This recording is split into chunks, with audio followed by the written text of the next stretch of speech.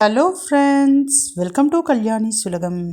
தமிழரின் பாரம்பரிய பண்டிகை பொங்கல் அன்னைக்கு செய்யக்கூடிய சர்க்கரை பொங்கலை ரொம்ப ஈஸியாக குக்கரில், அதே சமயம் ரொம்ப ரொம்ப டேஸ்ட்டாக செஞ்சு காமிக்க போகிறேன். எப்படி செய்யலாம்னு சொல்லிட்டு பார்க்கலாமா? வாங்க வீடியோக்குள்ளே போகலாம். அதுக்கு முன்னாடி நம்ம சேனலை இன்னும் சப்ஸ்கிரைப் பண்ணாமல் பார்த்துட்டு இருந்தீங்கன்னா சப்ஸ்கிரைப் பண்ணிக்கோங்க. கூடவே பெல் பட்டன் இருக்கும், அதை ப்ரெஸ் பண்ணி அதில் ஆல் ஆப்ஷனை கிளிக் பண்ணிக்கோங்க. மறக்காமல் லைக் அண்ட் ஷேர் பண்ணுங்கள். இப்போ நான் கப்பில் பச்சரிசி எடுத்துகிட்ருக்கேன்.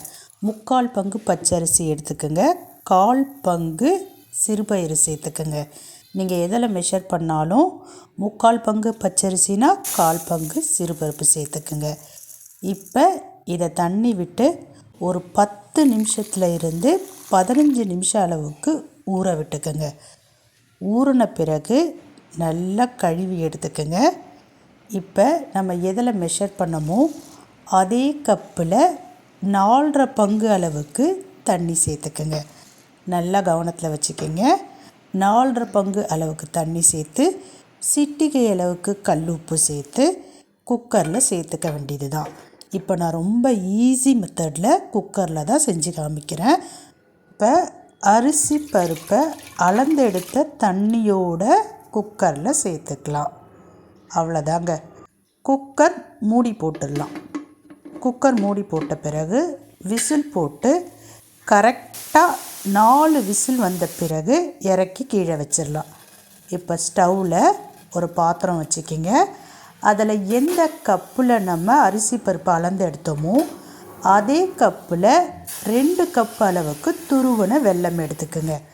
அந்த கப்பில் 1/4 கப் அளவுக்கு தண்ணி சேர்த்து ஒரு 3 நிமிஷம் வச்சுருந்திங்கன்னா நல்லா கரைஞ்சிடும் வெல்லம். இப்போ வெல்லம் கரைஞ்சிடுச்சு. நான் ஸ்டவ்வை ஆஃப் பண்ணிட்டேன். இப்போ நம்ம வேக வச்சு இறக்கி வச்சுருக்கிற குக்கரை ஓப்பன் பண்ணிக்கலாம். பாருங்கள், பாசிப்பருப்பும் அரிசியும் சூப்பராக குழஞ்சி வெந்து வந்திருக்கு. ஒரு கரண்டி வச்சு நல்லா அதை மசிச்சு விட்டுக்குங்க. சூப்பராக குழைய பொங்கல் ரெடியாக இருக்குது. இப்போ மறுபடியும் குக்கரை ஸ்டவ்வில் வச்சுக்கலாம். நம்ம கரைச்சி வச்சுருக்கிற வெல்லத்தை வடிகட்டிட்டு அது கூட சேர்த்துக்கலாம்.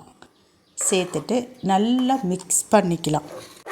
ஒரு 4 நிமிஷத்துக்கு சிம்மில் அப்படியே விட்டுட்டிங்கன்னா அந்த அரிசி பருப்பு வெல்லம் எல்லாமே ஒன்றா சேர்ந்து நல்லா கமன்னு வெல்லத்தினுடைய வாசம் வரும். அப்படியே பபிள்ஸாக மேலே கொதிக்க ஆரம்பிக்கும். இந்த கட்டத்தில் கொஞ்சமாக ஏலக்காய் பொடி சேர்த்துக்குங்க. ஏலக்காய் பொடி சேர்த்துட்டு மிக்ஸ் பண்ணிக்கிங்க. இந்த ப்ராசஸ்லாம் செய்கிறப்ப ஸ்டவ்வை சிம்மிலேயே வச்சுக்கோங்க. சூப்பராக ரெடி ஆயிடுச்சு பாருங்கள் சர்க்கரை பொங்கல். இப்போ இதனுடைய டேஸ்ட்டை இன்னும் நல்லா கூட்டி தரதுக்கு முக்கியமான ஒரு பொருள் இது கூட சேர்க்க போகிறோம். அதுதான் பச்சை கற்பூரம். கொஞ்சமாக எடுக்கணுங்க. எடுத்து அதை நல்லா தூளாக்கிட்டு சேர்த்துக்குங்க. சேர்த்துட்டு நல்லா மிக்ஸ் பண்ணிக்கிங்க. சூப்பராக இருக்கும் வாசம். அப்படியே கோவிலில் கொடுக்குற சர்க்கரை பொங்கல் டேஸ்ட்டுக்கு இருக்கும். செம்மையாக ரெடி ஆயாச்சு. இப்போ கீழே இறக்கி வச்சுக்கலாம். இப்போ மறுபடியும் ஸ்டவ்வில் கடாய் வச்சுக்கலாம். நான் ஒரு 50 கிராம் அளவுக்கு நெய் சேர்த்துக்கிறேன். நெய் நல்லா சூடான பிறகு கொஞ்சமாக கருப்பு திராட்சை, முந்திரி பருப்பு சேர்த்துக்கலாம். ஃபஸ்ட்டு திராட்சை சேர்த்துக்கலாம். அது நல்லா உப்பி வந்த பிறகு முந்திரி பருப்பு சேர்த்துக்கலாம்.